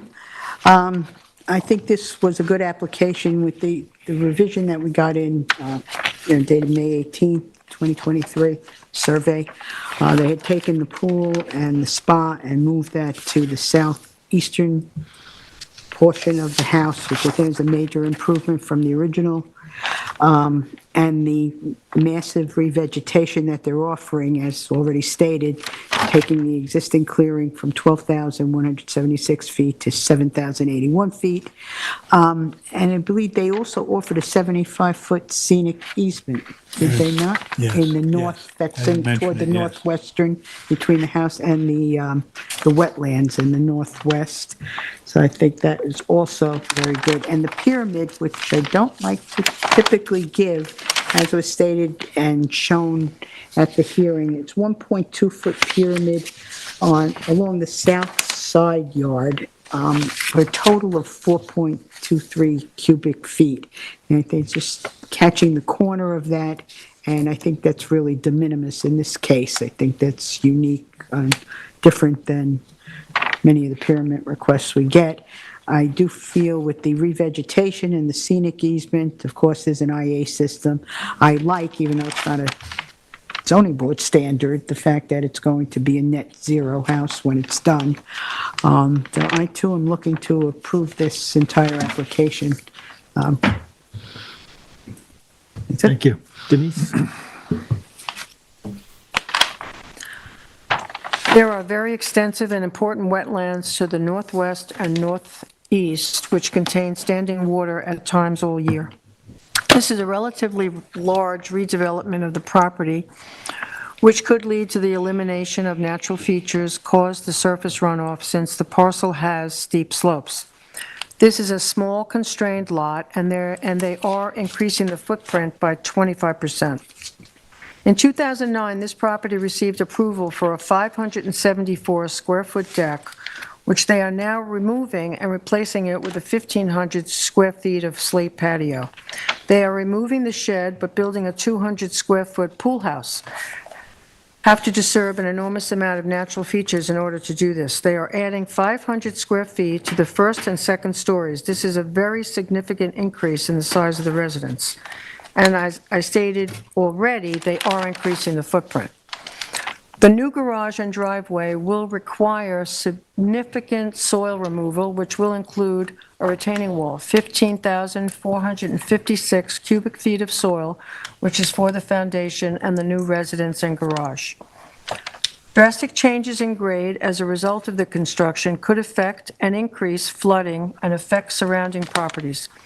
The parcel has steep slopes, and since there will be a high level of disturbance, I'm not sure that this level of disturbance and site changes required to construct are in keeping with NRSP standards.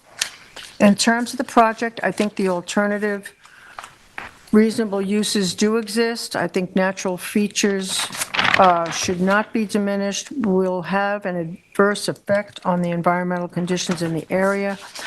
Alternative uses of the property do exist. Alternative designs entailing smaller buildings or structures are feasible. In terms of environmental protection, on this 16,000 square foot lot, the natural characteristics of the site are such that the proposed use may cause undue disturbance of important natural features. The wetlands on this property are highly diverse and play a tremendous role in the storage of water, flood control, and maintenance of water quality prior to recharge into the surrounding watersheds and groundwater. For these reasons, I do not feel this application is in compliance with 255-551 of the Natural Resource Special Permit Standards or the variance standards for 255-850, and I'm denying this application. Yep.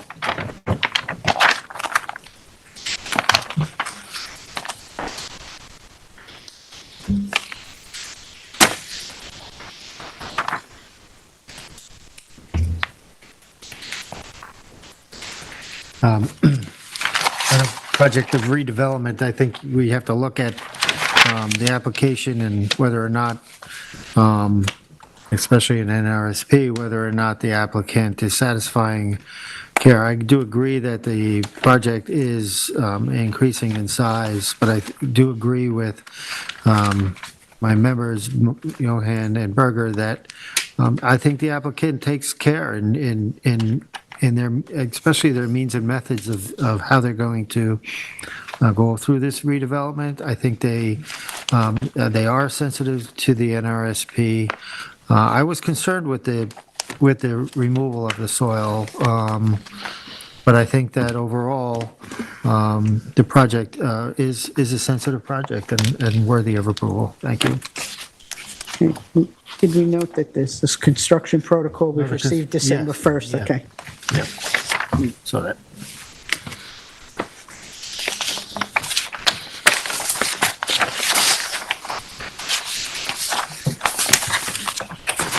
We're going to go into other decisions now.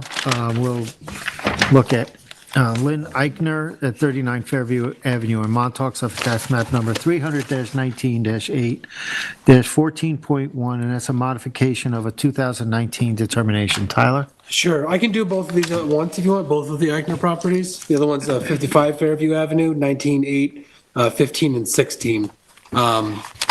So both of these are essentially the same thing. The footprint of these structures is not changing at all. The board approved these a number of years ago.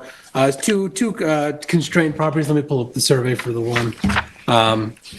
So there was a lot down here, and then the other lot, the 15 and 16 lot, is the property up here to the north, wetland in between the two of them. They're both sort of set back as far as they could, minimal footprint. All they're in for is to change windows and doors and to change some of the fascia board, I guess. So, I mean, you can see the differences are very minimal. So here's what they're proposing, and here's what was approved. So really, they're just changing out some of where the windows and doors are located. It's mostly a change in the building plans, no change in the footprint, the layout, anything like that. It's very minimal work. Both of the the modifications are essentially identical in the fact that they're just switching windows and doors and some minor things. None of the footprint's changing, so the environmental conditions are remaining the same. Show me the other view again. Show us the other view again. The other view. The The other other view. view, sure. This one? This is what, That's what was approved. this is right? what was approved. This is what they're proposing.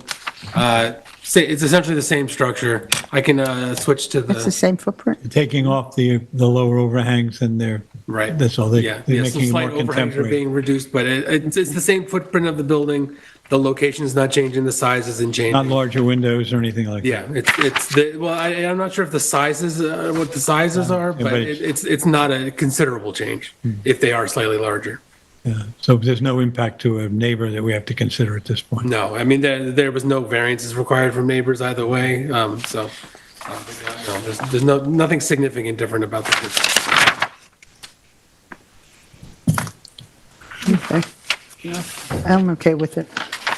Are you okay with it? I'm fine. Yeah. Oh, I'm okay with it. I was actually a little bit surprised it's coming to us because of it. I was too. So anyway. Yeah, I didn't understand why All it right, was I here think we before. could, I think because there is zero impact, I think it's basically aesthetic, that I think we could approve this modification from the bench. So, could we entertain a motion from somebody I to? have I have a tax map number for 39. What was the other one? Just turn the page. You just changed the, Oh, they're both on there, so we can make a motion on both of They're them. both on? yeah, Right here. they're both there. I got it right here. This one. It's just 15 and 16 Okay. at the end. All right, so I would like to make a motion for Eichner's NRSP and variance modification for 39 Fairview Avenue in Montauk, tax map number 300-19-8-14.2, and for Lynn Eichner at 55 Fairview Avenue in Montauk, tax map 300-19-8-15 and 16, to approve the modification. I'll second it. I concur. I concur. Thank you. Then we have Thomas Comic at 47 South Fulton Street, Montauk, Suffolk tax map number 300-28-8-2, and it's a modification of the September 23rd, 2014 determination.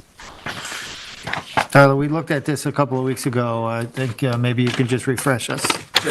So this was an approval a number of years ago. Do I have the survey? I did.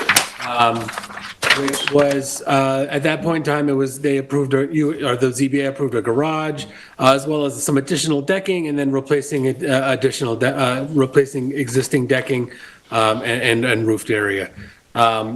At that time, the board had required a no-mow zone along the water here. As you can see on the aerial, it's cleared straight down to the water. Significant wetland, obviously. There's also wetlands along the, is that east? Yeah, east of the property.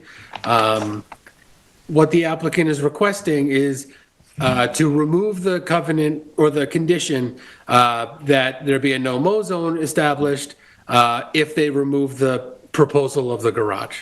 So just the small decking and then replacing the existing decking, it would be the only part of the project that they're requesting to do at that point. So the no-mow zone was required or suggested before to protect the wetlands. And by removing it, we're allowing him to have a lawn going all right down to the water? Right, or yeah, what's there now, yeah. To just maintain what the existing conditions are. And in that area, it wasn't fully lawn. I saw there was a section that Yeah, came down yeah, to it, right? Yeah, there's some vegetation down, not a significant. Okay, but the clearing on Yeah. that you just showed us looks like they're still overcleared. So what, I guess even without the garage, why wouldn't we still, But I think the board, I don't know. no maybe- nexus because of the Well, that's patio what and decking? I think, that's true, Terry, what you just said.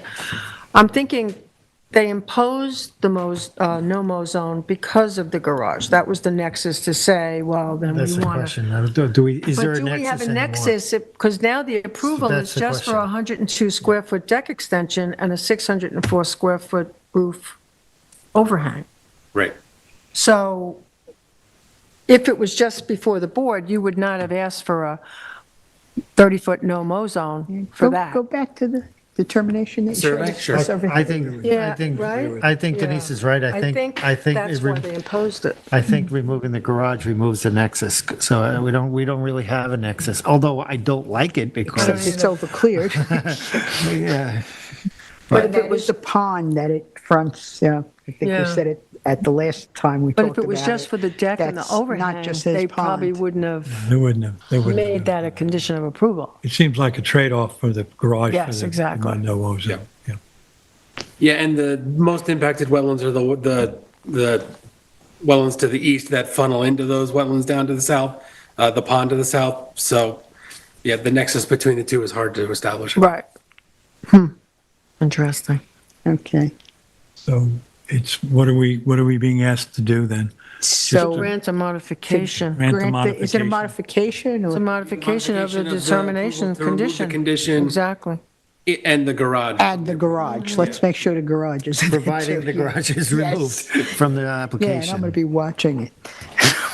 So do we have a motion? I will make a motion. Then in the case of Thomas Comack, 47 South Fulton Street, Montauk, Suffolk County Tax Map 300-28-8-2, I'm going to make a motion that we accept the modification to the September 23rd, 2014 determination to remove the no-mow zone in coordination with removing approval for the garage. I second that. I concur. I concur. Thank you. Next, we have our draft minutes of December 19th, 2023. Yes, I'd like to make a motion to approve the minutes of the East Hampton Town Zoning Board of Appeals for December 19th. Did I say to approve them? Yep. No, Oh, I concur. I concur. Did everybody Sorry. second? Who's seconding? Did someone seconded? second? I don't know. I thought Roy did. I'll Sorry. second. Roy seconded. Okay, I can second. Okay. That's fine. Great, thank you. I'd like to make a comment No, I on was the looking down here, agenda, too. that That's all the about agenda now shows our Samantha Young as the, There you go. on the top of the Finally. document. After only 6 months. Okay, what's next? So Oh, next, we have a resolution. We have 133 SP LLC, 133 Sarah's Pass, Wayne-Scott, Suffolk Tax Map number 300-197-6-13. And board members, you'll remember this is the application was to construct a 6,600 square foot tennis court and 2,048 square foot playing court within side yard lot line setbacks as part of a common ownership, if you will. The board unanimously denied this application. So therefore, I'd like to make a motion to adopt the resolution for 133 SP LLC, 133 Sarah's Pass, Wayne-Scott, Suffolk Tax Map number 300-197-6-13 as written. I'll second it. I concur. Thank you. With that, is my new vice chair going to do the adjournments? Would you like me to? This is my big moment. With that, chair function, Vice Chair, if we can make a motion to close the hearing and then make a simultaneous motion to go into To executive session to discuss legal matters with our attorney. I'd like to make a motion to adjourn the Zoning Board of Appeals work session on January 16th at 8:36 PM. And I would like to make a motion to go into executive session to discuss legal matters. I'll second it. I concur.